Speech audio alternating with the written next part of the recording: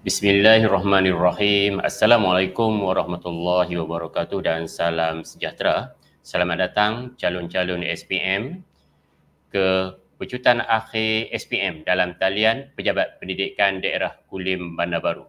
Anak-anak yang saya hormati sekalian, tidak lama lagi anak-anak akan menghadapi SPM dan dengan itu di Pejabat Pendidikan Daerah Kulim Bandar Baru ingin memberi sedikit sumbangan atau perkongsian video-video pendek untuk kali ini berkaitan dengan matematik tambahan. Anak-anak yang saya hormati sekalian, semua sedia maklum bahawa matematik tambahan ni terdiri daripada 18 tajuk, iaitu 10 tajuk di tingkatan 4 dan 8 tajuk di tingkatan 5. Dan saya jangka dan saya percaya anak-anak sendiri selepas menduduki peperiksaan percubaan SPM baru-baru ni telah dapat mengukur diri sendiri. Itulah tujuan kita melaksanakan percubaan SPM.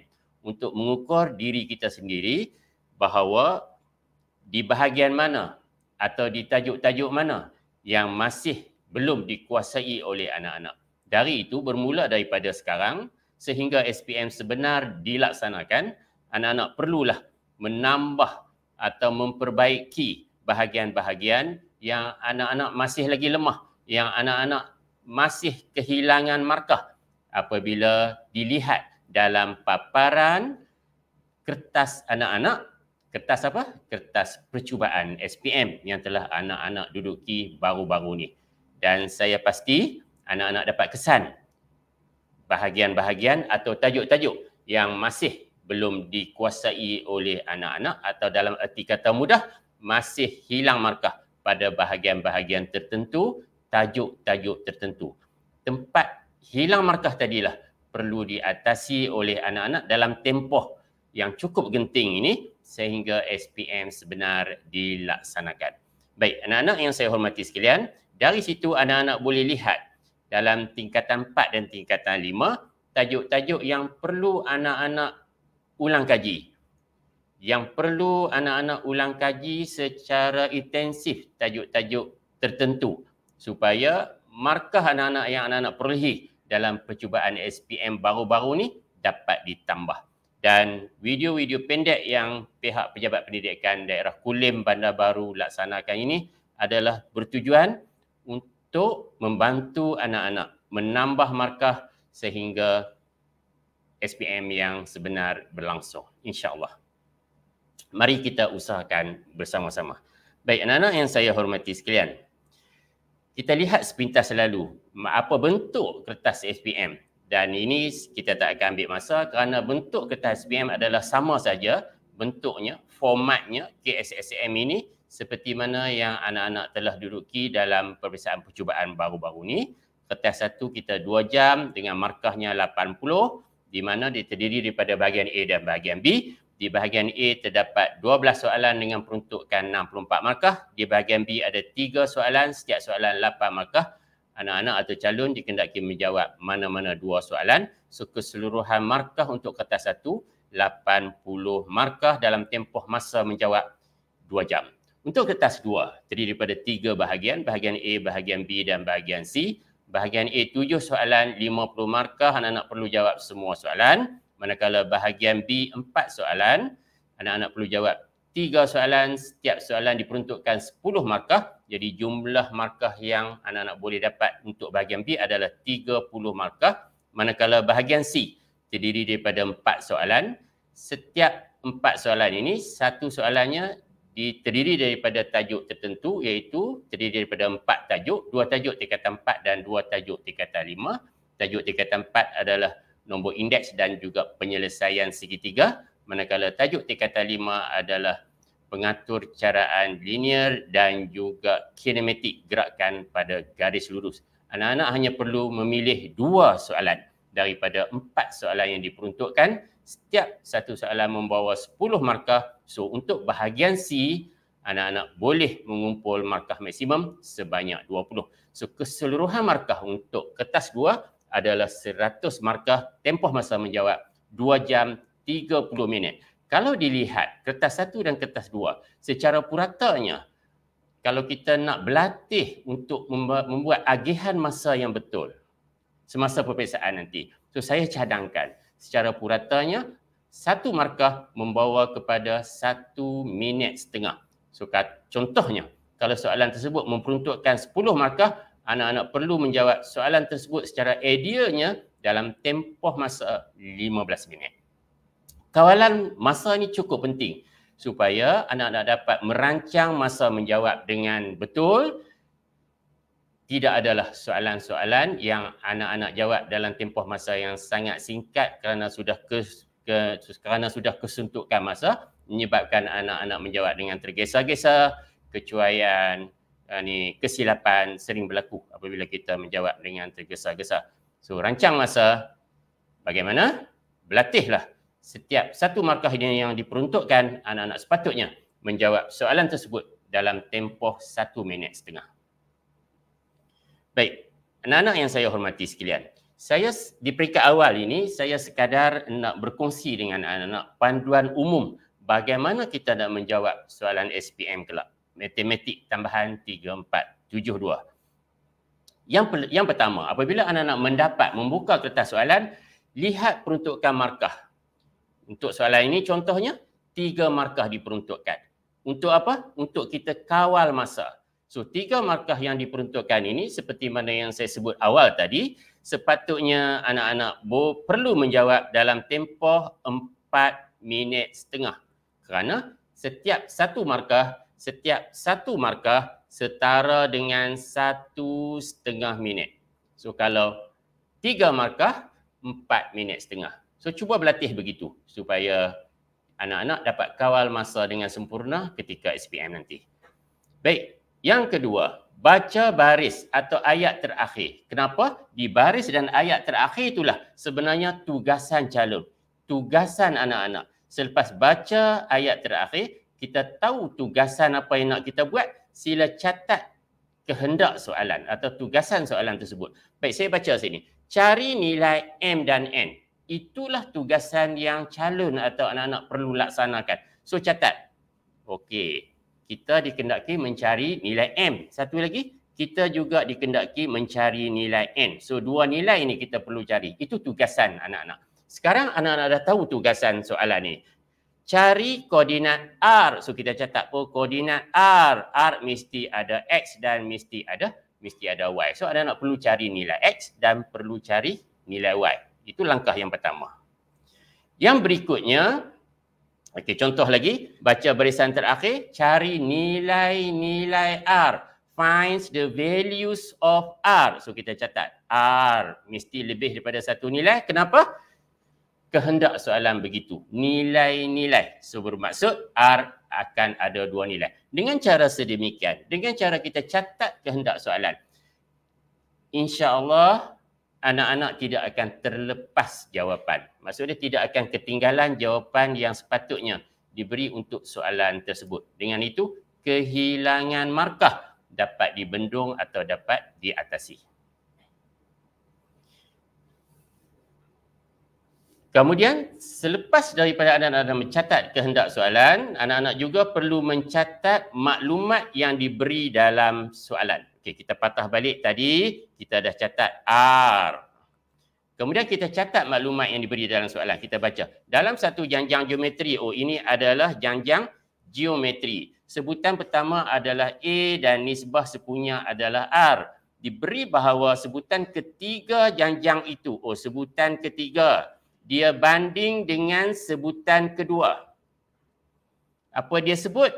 Kalau kita tulis macam tu, kita buat langkah demi langkah. Kalau kita tulis macam itu, bermaksud sebutan ketiga sama dengan sebutan kedua. Tetapi dalam soalan cukup jelas disebut bahawa sebutan ketiga melebihi sebutan kedua sebanyak 12A. Bermaksud, kalau anak-anak duduk di sebutan ketiga, nak sama dengan sebutan kedua dalam keadaan anak-anak lebih daripada sebutan kedua sebanyak 12A. So sebutan ketiga ni dia nak bagi sama, dia kena tolak dengan 12A. Begitu juga sebaliknya. Kalau sebutan kedua sebab dia kurang daripada sebutan ketiga sebanyak 12A, dalam arti kata lain, sebutan ketiga tu lebih daripada sebutan kedua sebanyak 12A, So sebutan kedua, kalau dia nak sama dengan sebutan ketiga, dia kena tambah dengan 12A. Dan bila kita rujuk di catatan awal kita, janjang ini adalah janjang geometri. Maka kita sedia maklum bahawa sebutan ketiga adalah AR kuasa 2 dan sebutan kedua adalah AR tambah 12A. Dan maklumat ini kalau anak-anak tulis saya pasti kerana ilmu matematik tambahan diguna di situ menukar sebutan ketiga kepada AR kuasa 2, saya jangka anak-anak akan memperoleh sekurang-kurangnya 1 markah di peringkat ini. Dan bila kita baca apa yang telah kita tulis, bila anak-anak baca apa anak-anak telah tulis, saya pasti anak-anak akan dapat idea bagaimana hendak menyelesaikan soalan ini. Nampak dengan jelas, R kuasa 2 tolak R tolak 12 sama dengan kosong. So kita ingat semula tajuk kuadratik ini fungsi kuadratik. Dan saya percaya anak-anak dapat selesaikan dengan mudah untuk mendapat 2 nilai R seperti mana yang dikehendaki oleh soalan. InsyaAllah anak-anak. Baik anak-anak yang saya hormati sekalian. Lakarkan maklumat. Nasihat saya yang berikutnya atau tips saya yang berikutnya, lakarkan maklumat dalam bentuk rajah. Adakala soalan diberi dalam bentuk huraian. Okey, kita sebagai calon SPM, saya sendiri pun saya agak sukar untuk kita merangka penyelesaian daripada huraian soalan yang diberikan. So untuk lebih mudah, kita pindahkan huraian soalan yang diberikan itu kepada bentuk rajah. Baik, cari koordinat R. Tugasan kita tadi cari koordinat R, ada nilai X dan ada nilai Y koordinat. Satu garis lurus melalui P 31 dan Q 12,7. Titik R membahagi tembereng PQ. Oh, kita lakarkan. Kita ada lebih kurang macam ni. Kita ada P koordinatnya 31 dan kita ada Q koordinatnya adalah 12,7. Titik R membahagi tembereng PQ dengan keadaan. So titik R ada sepanjang PQ. Apa syarat dia kata? Dia kata ini. So saya garakkan anak-anak pindahkan ini kepada bentuk pecahan. So RQ bahagi PQ sama dengan 2 bahagi 3. Bermaksud RQ-nya adalah 2, kedudukan titik R, manakala PQ adalah 3. So PQ ni berapa? PQ ni 3 bahagian. Dan RQ, R ke Q adalah 2. So sini 2. Sini R, sini 2. Bermaksud PQ adalah 1. Kita akan dapat gambaran rajahnya begitu. Bila gambaran rajahnya begitu, saya percaya dengan menggunakan formula pembahagi segmen dalam senarai formula yang diberikan, anak-anak dapat jawablah soalan ini dengan mudah. Kerana rajah ini menceritakan kepada kita segala-galanya. Dan dengan itu mudah untuk kita fahami soalan ini berdasarkan kepada apa? Berdasarkan kepada rajah yang telah kita lakarkan daripada huraian soalan yang diberi. Baik. Anak-anak yang saya hormati sekalian, adakala rajah-rajah yang diberi itu tanpa label, tanpa dilabelkan, dan maklumat-maklumat ada dihuraikan di dalam soalan. Baik, bila kita baca soalan, kita labelkan rajah berdasarkan maklumat yang diberi oleh soalan. Contohnya, disebut di sini bahawa titik T adalah titik tengah kepada AC. So kita buat lambang matematik kita, itu adalah T adalah titik tengah kepada garis AC. Titik E berada pada AB dengan keadaan. Okey, titik E ada pada garis AB. Keadaan dia adalah AE2 dan EB adalah 1. Kita pindahkan maklumat ini kepada rajah. Kemudian diberi bahawa EB sama dengan 4U. So EB ini EB adalah 4U dan AD adalah 3W. Untuk vektor kita labelkan berserta arah yang dinyatakan pada soalan ya. AD bermaksud A ke D. So ini adalah 3W. Okey, kita dah lengkap label. Dan bila kita dah lengkap label, bolehlah kita jawab soalan ini seperti mana yang dikehendaki dengan merujuk kepada raja yang telah lengkap dilabel oleh kita berdasarkan pada huraian soalan atau maklumat daripada soalan yang diberi. Baik, anak-anak yang saya hormati sekalian.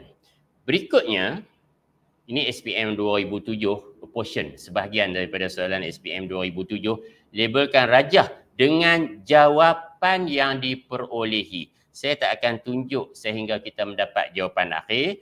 Okey, saya cuma nak fokuskan di sini apa yang dimaksudkan dengan labelkan rajah dengan jawapan akhir yang diperolehi. Contoh soalan ni minta kita mencari panjang dalam sentimeter bagi AC. So anak-anak bila dah dapat AC, saya ambil contoh. Katakan anak-anak dapat AC ni, saya ambil contoh saja.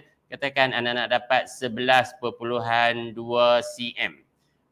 Maka di sini nanti anak-anak label lah 11.2 cm. Supaya apabila kita label, maka kita nak menjawab soalan berikutnya dalam pengetahuan kita bahawa AC telah ada maklumat atau telah kita cari sebelum itu. Apabila kita nak menjawab sudut berikutnya, menjawab soalan berikutnya, di mana soalan berikutnya adalah cari sudut ACB, di mana ACB, dia minta kita cari sudut ini, maka kita tahu bahawa AC telah dicari panjangnya sebelum soalan sebelum itu. So kita boleh gunakan maklumat panjang tersebut, iaitu maklumat panjang AC, untuk kita dapatkan sudut ACB. Kita bimbang kalau kita tak catat maklumat ini, kita tak pindah maklumat ini kepada rajah, kita tak sedar bahawa panjang AC itu telah diberi atau telah diketahui. Baik, anak-anak yang saya hormati sekalian. Yang berikutnya, ringkaskan jawapan kepada bentuk yang paling mudah untuk mengelak kita kehilangan satu markah sekurang-kurangnya. Kerana jawapan kita masih dalam bentuk yang paling mudah. Okey, kita akan cuba jawab soalan ini secara penuh untuk saya tunjukkan apa yang dimaksudkan dengan ringkaskan jawapan dalam bentuk yang paling mudah. Apabila kita baca dia nak koordinat B, so B ni kita labelkannya sebagai XY sebab kita nak cari koordinat B, dan diberi sini titik B berada pada AC dengan keadaan AB 3 dan BC 1. So sini 3 dan sini adalah 1. Dia suruh kita cari koordinat B. Dan kalau anak-anak ingat tembereng, X dan Y, ini untuk koordinat B lah, X dan Y. Dan 3 ni kita untuk nilai X tambah 1 untuk nilai X bahagi 3 tambah 1 kena tulis dengan sempurna kerana kita menggunakan formula konsep penggantian atau konsep substitute mesti ditunjukkan dengan jelas. So 3 dengan X hendaklah didarab dengan yang selang dengan dia. So dia 3 tak boleh didarab dengan negatif 2 kerana duduk sebelah dia. Dia kena darab selang dia. So 3 didarab dengan 4 dan 1 didarab dengan negatif 2 untuk X. Dan untuk Y pula template yang sama. Untuk Y 3 didarab dengan 0 dan 1 didarab dengan 3. 1 didarab dengan 3 untuk Y. Dan bila kita kira ini, kita akan dapat per 4. 3 kali 4, 12. 12 tolak 2, 10. 3, 0, 3 per 4. So kalau anak-anak tinggal ini sebagai jawapan akhir anak-anak, kemungkinan besar anak-anak akan kehilangan satu markah kerana di dalam jawapan ini bukan dalam bentuk yang paling mudah. Bahagian mana? Bahagian ini. So kita kena permudahkan 10/4 itu kepada 5/2 dan 3/4. Inilah jawapan akhir yang sempurna, iaitu jawapan akhir dalam bentuk yang paling mudah. In the simple form. Jangan bundarkan nilai di peringkat pengiraan. So kita jangan bundarkan nilai di peringkat pengiraan. Kenapa? Jika kita bundarkan nilai di peringkat pengiraan, kita bimbang. Jawapan akhir kita akan lari atau akan keluar daripada julat jawapan yang dibenarkan. Okey, kita bimbang jawapan akhir akan keluar daripada julat yang dibenarkan. So apa yang dimaksudkan dengan jangan bundarkan nilai di peringkat pengiraan ini? Baik, kita ambil contoh ni. Panjang dalam cm bagi QS. So kita diminta mencari QS. Kat mana QS? Okey, ini QS. Okey, itu adalah QS. Maka kita nampaklah bahawa kita boleh cari sudut ni rupanya. So kita nak cuba guna petua sinus, tak lengkap, tapi sudut tu sebab dalam satu segitiga anak-anak ya ada 180. So sudut tu kita boleh kira 78 tambah 32 110. So sudut ni adalah 70 darjah. Okey, betul 70 darjah. So kita gunalah petua sinus. So kita nak cari apa? QS. Maka QS dibahagi dengan sin 70 darjah, kita akan dapat 8 dibahagi dengan sin 32 darjah. Okey, apa yang saya maksudkan dengan jangan bundarkan nilai di peringkat pengiraan? Anak-anak janganlah buat QS lepas tu cari sin ni. Kita catat. Kemudian 8 cari sin 32 kita catat. Apabila kita catat sini, kita tak akan catat seperti mana paparan pada kalkulator kita kerana panjang. Itu maksud saya jangan bundarkan. Untuk kes ini, anak-anak tulis ini saya percaya dapat satu markah sebab kita menggunakan petua sinus dengan betul. Kemudian kita terus saja kepada jawapan kita. QS sama dengan menggunakan kalkulator. Anak-anak akan dapat jawab ini. QS sama dengan 8 dibahagi dengan sin 32 didarab dengan sin 70 darjah, anak akan dapat jawapan. Okey, di peringkat inilah anak-anak boleh round off jawapan anak-anak. Tapi saya cadangkan, biarlah jawapan akhir sekurang-kurangnya kepada 4 angka bererti. 4 significant figures. Okey, sekurang-kurangnya kepada 4 angka bererti. Baik, anak-anak yang saya hormati sekalian. Ini ulang yang tadi saja sebab kita kesedutkan masa. Saya rasa contoh elok saya hanya nyatakan satu contoh yang tadi yang membawa maksud kepada jangan bundarkan nilai di peringkat pengiraan. Baik, seterusnya anak-anak. 2 tempat perpuluhan, kes khas. 2 tempat perpuluhan untuk nilai RM. Ini saya sedut daripada laman web Lembaga Peperiksaan di bawah Kupasan Mutu Jawapan Calon SPM. Ada di laman web Lembaga Peperiksaan, Kupasan Mutu Jawapan Calon SPM. Dalam tu apa yang dinyatakan? Diberi nasihat kepada calon perkara-perkara beginilah kalau dalam Kupasan Mutu Jawapan SPM untuk kertas matematik tambahan. Yang saya sebut tadi adalah nasihat-nasihat kepada calon yang terdapat di dalam edaran oleh lembaga peperiksaan dalam laman webnya, iaitu Kupasan Mutu Jawapan Calon. 2 tempat perpuluhan untuk nilai RM.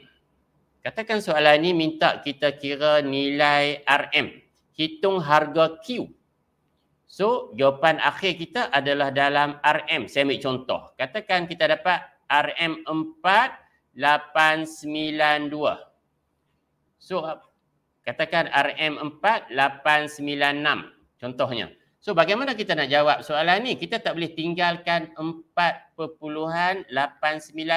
Kita kena round off kepada 2 tempat perpuluhan untuk nilai ringgit. So kita akan dapat 4.90.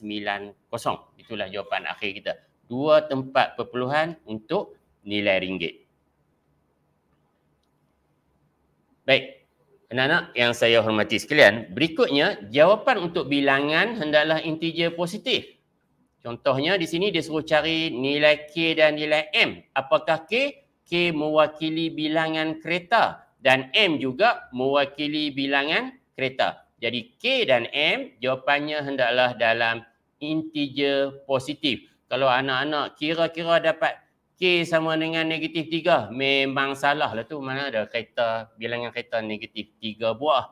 Kalau anak-anak dapat M sama dengan 4.7, juga salah lah. Sebab bilangan kereta hendaklah dalam integer yang positif.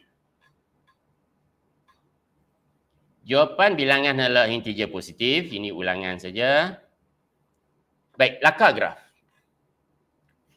Anak-anak yang saya hormati sekalian, apabila soalan melibatkan lakar graf, sketch the graph, bukan plot, lakar graf. Kalau plot di atas kertas graf, kalau sketch dijawab dalam ruang yang disediakan. Okey, lakar graf. Dia suruh lakar graf ini. Katakan kita dikendaki lakar graf tersebut. Fx sama dengan 2, X tolak 3 kuasa 2 tolak 8. Quadratic function dalam bentuk vertex. Okey. So kita pun lakar graf. Kita tengok sini, dia graf kita adalah bentuk apa? Graf kita adalah berbentuk minimum. Okey, Fx X berbentuk minimum dan memotong paksi X pada 1 dan 5. Okey, berbentuk minimum kita kena label. Sini 1, sini 5. Bila peringkat sketch graf ni kita cuba, lakar graf ni kita cuba label sebanyak yang mungkin. Dan kita boleh tahu koordinat ini berapa? Okey, Y-nya negatif 8, X-nya adalah tengah-tengah antara 1 dengan 5. So sini adalah 3 negatif 8. Okey, bila lakarkan graf, untuk kita tidak kehilangan markah, pastikan bentuknya tepat. Dan kalau graf tersebut walaupun sketch melibatkan graf garis lurus, gunalah pembaris, lukis dengan betul. Kita cuba labelkan sebanyak yang mungkin. Okey, kalau kita lihat sini, mungkin kita masih berupaya atau mampu untuk cari pintasan Y. So pintasan Y, X kosong, kita ganti X ni dengan kosong. 2 kali 9, 18 tolak 8. So sini kita boleh label sebagai 10. So kita labelkan sebanyak yang mungkin, sebanyak yang anak-anak boleh cari. Ya? Kalau melibatkan sketch graf atau lakarkan graf. Baik, kalau plot graf, memang kita akan laksanakan, kita kerja buat anak-anak mesti ditunjukkan dalam pada kertas graf maksud saya. Okey.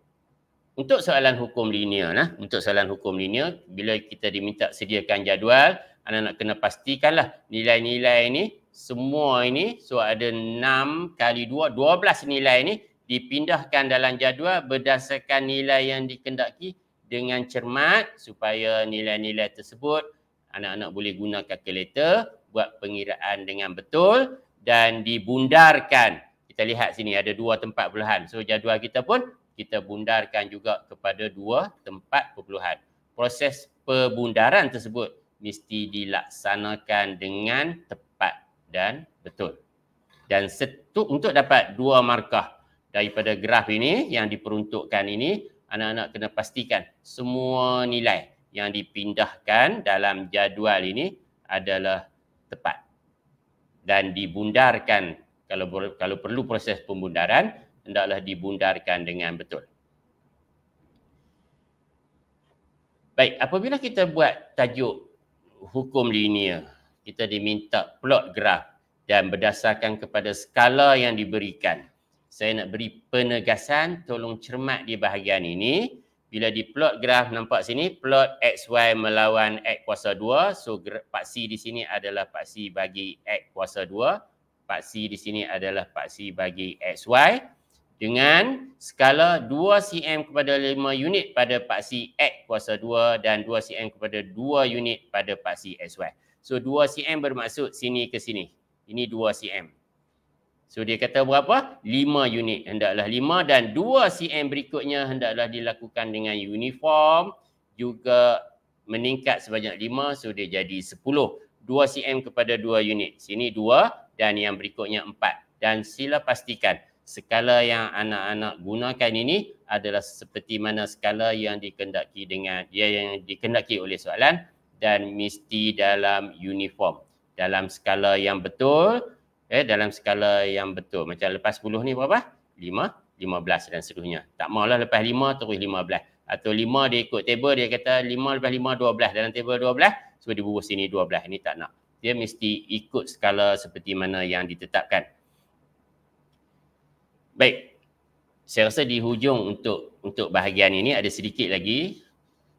Saya nak kongsi juga di antara petua yang boleh membantu anak-anak, tips anak-anak iaitu reflect jawapan anda. Apabila kita mendapat jawapan, nyatakan nilai H. Dan bila kita tengok rajah, jelas bahawa nilai H adalah suatu nilai yang positif. So negatifnya, kalau kita dapat negatif, jelas dia adalah salah. Ini juga membantu anak-anak ya. Lihat pada rajah dan bandingkan jawapan yang anak-anak dapat. Bandingkan dengan rajah untuk kita lihat sama ada jawapan kita tu kemungkinan betul atau sememangnya salah. Kalau kita dapat negatif, sememangnya salah. Kalau kita dapat H positif, maybe jawapan kita itu betul. Reflect jawapan anda. Baik, kalau kita tengok sini, dia sebut P dan Q adalah titik pusingan. Okey. Tentukan koordinat Q. Kita diminta tentukan koordinat Q. Dan titik pusingan semua orang tahu dy dx adalah kosong. Baik, dalam proses anak-anak menentukan, katakan dy dx kosong, so anak-anak tentukan nilai x. Katakan nilai x yang anak-anak dapat adalah, katakan adalah 1 dan x yang satu lagi tu anak-anak dapat nilai dia 4. So bila kita lihat sini, kita boleh fikir sepintas lalu, kita boleh jangka bahawa jawapan kita ini adalah salah. Kenapa? Kerana dalam salah satu daripada nilai x, telah disebut bahawa salah satu daripada nilai X-nya adalah bernilai 3. So jawapan kita salah, kita boleh cross check balik. Kita boleh semak semula sama ada kita ada lakukan kesilapan di bahagian pembezaan, proses kita membuat pembezaan, atau kita melakukan kesilapan di peringkat kita nak cari nilai X melalui proses yang saya jangka di sini, melalui proses pemfaktoran ya. Baik, anak-anak yang saya hormati sekalian, di terakhir untuk fasa ni, untuk bahagian ini, saya nak kongsi. Selepas daripada ni, kita nak cuba sepintas lalu melihat 4 tajuk ini. Tajuk apa? Hukum linear, nombor indeks, fungsi dan juga fungsi kuadratik. Dalam analisis yang saya buat, SPM 2021 dan SPM 2022 untuk 4 tajuk ni. Okey, untuk hukum linear, SPM 2021 kertas 1 4 markah, kertas 2 10 markah membawa 14 markah, sama seperti SPM 2022. So peratus mereka ini, 14 markah ini dibahagi dengan 180 membawa kepada lebih kurang 7.78%. Untuk nombor indeks, setiap tahun bahagian C 10 markah membawa kepada 5.56%. Untuk fungsi, tahun 2021 kertas 1 8 markah, kertas 2 7 markah. Tahun 2022 kertas 1 3 markah, kertas 2 7 markah membawa kepada puratanya 6.94%. Manakala tajuk fungsi kuadratik tahun 2021 kertas 1 dan kertas 2 sama markah 7, jumlahnya 14. Tahun 2022 kertas 1 8, kertas 2-nya 6 markah. So, secara puratanya membawa kepada 2.78%. Anak-anak yang saya hormati sekalian, kalau kita boleh kuasai 4 tajuk ini, 4 tajuk daripada 18 tajuk. Kalau kita boleh kuasai 4 tajuk ini, sebenarnya anak-anak telah dapat kutip, telah menyumbang kepada anak-anak 28.06%. Okey, 28.06%. Iaitu lebih kurang purata dia anak-anak akan dapat 28.06%. Saya kira satu markah yang cukup baik, ditambah lagi dengan kita ada lebih kurang 14 tajuk lagi yang anak-anak boleh kutip. Selepas ini kita akan bincang bagaimana kita nak mencuri markah daripada setiap soalan, dan insya-Allah selepas ini saya akan bincang 4 tajuk ni secara lebih mendalam. Sekian untuk fasa kali ini, kita akan bersambung kepada slot yang berikutnya. Terima kasih.